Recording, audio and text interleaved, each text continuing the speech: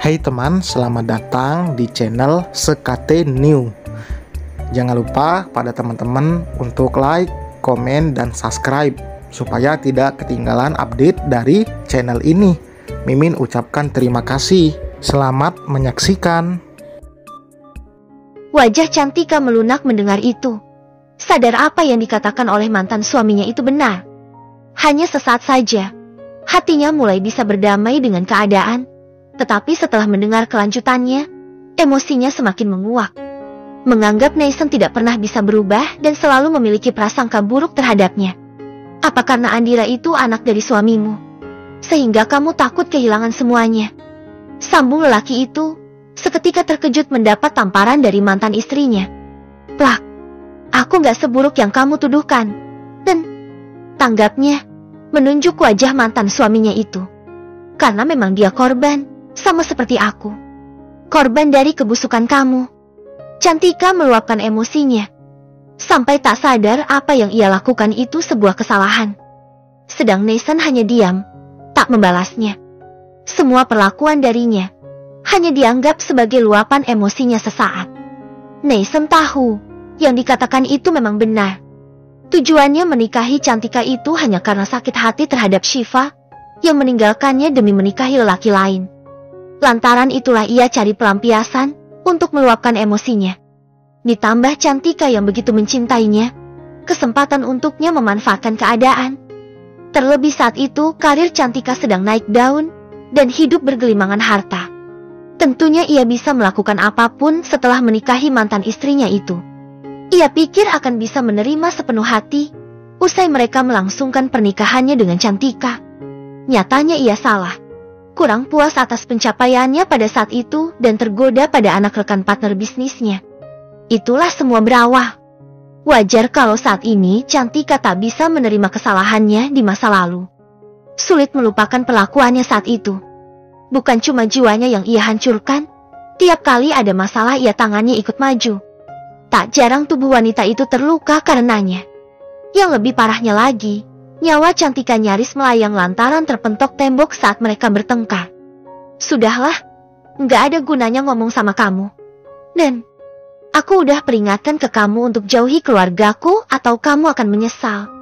Cantika meninggalkan tempat itu, usai meluapkan emosinya. Nason hanya bisa memandanginya sampai mobil yang ia tumpangi melaju pergi. Cantika mengatakan yang sebenarnya pada Samir tentang pertemuannya tadi dengan Nason di sekolah. Tak ada yang dikurangi atau dilebihkan. Sayang, kamu sadar gak sih di balik kejadian ini apa?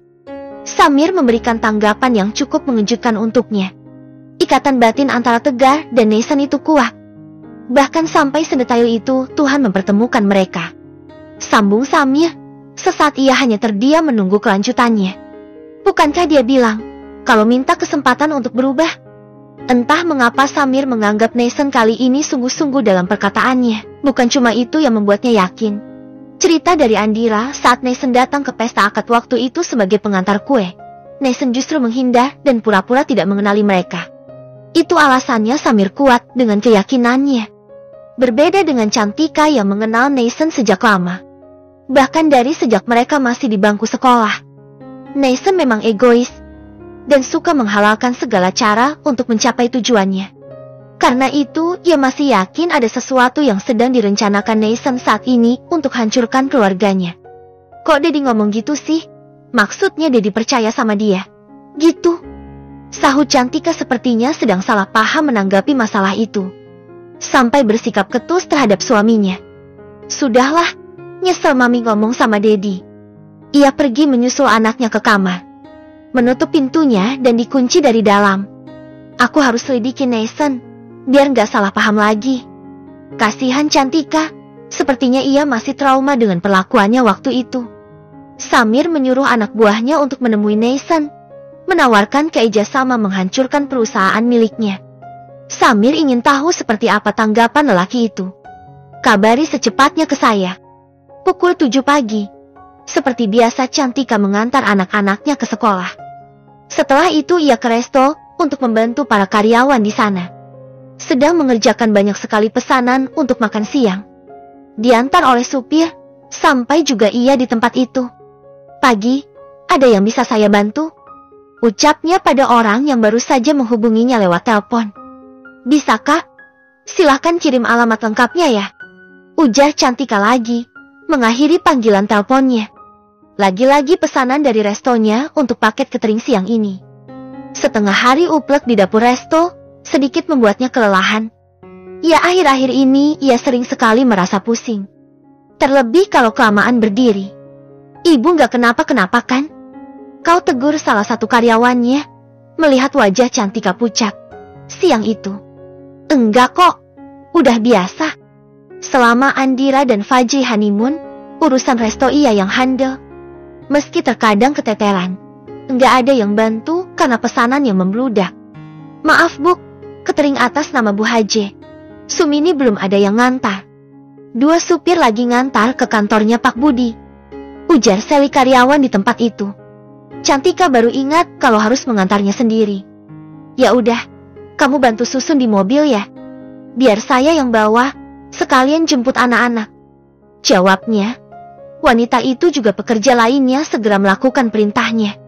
Lumayan jauh tempat yang akan ia antar cateringnya. Lumayan memakan waktu yang lama. Ia sampai di sebuah rumah mewah yang sepertinya memang sedang mengadakan acara. Beberapa orang sibuk mengantar pesanan dari pemilik rumah tersebut. Termasuk dirinya yang juga dibantu oleh Ak di rumah itu. Setelah selesai, Cantika merasa kelelahan, sampai akhirnya ia numpang istirahat sejenak di teras rumah itu. Kok badanku rasanya nggak fit gini sih? Keluhnya. Ia paksakan untuk berdiri. Tiba-tiba saja pandangan matanya buram, lalu gelap, setelahnya ia tak bisa melihat lagi. Tak sadarkan diri tergeletak di teras rumah itu. Beruntungnya Nason yang juga sedang mengantar kue pesanan, mengetahuinya. Ya Allah Cantika. Pekiknya panik, dibantu oleh yang lain. Nason membawa Cantika ke rumah sakit terdekat. Setelah sampai, langsung dimasukkan ke IGD, sedangkan Nason mengurus administrasinya. Saya nggak punya kontak keluarganya, Sus. Ucapnya jujur karena memang ia lupa mengambil tas Cantika di dalam mobil. Ya sudah untuk sementara Anda yang menanggung jawab semuanya ya, Pak. Sahut perempuan itu, ia mengangguk. Nason baru ingat kalau ia bekerja di toko kue milik Fajri yang tak lain menantu mantan istrinya itu. Ia menghubungi rekannya untuk meminta kontak bosnya itu. Setelah berhasil mendapatkannya, ia hubungi nomor tersebut. Meminta Fajri mengabarkan pada Samir kalau Cantika dirawat di rumah sakit. 30 menit kemudian, Samir datang dan langsung menuju ke ruang rawat istrinya. Sebelum masuk ke dalam, perhatiannya tertuju pada seorang yang ia kenal. Ia dekati orang itu lalu menyapanya. Saya temukan Cantika di teras pelanggan sedang pingsan. Saya bawa ke sini. Saya harap Anda tidak salah paham. Ucap Nason, lalu hendak pergi meninggalkan tempat itu. Samir menarik lengannya. Tunggu dulu. Sergah lelaki itu, tatapan matanya penuh makna.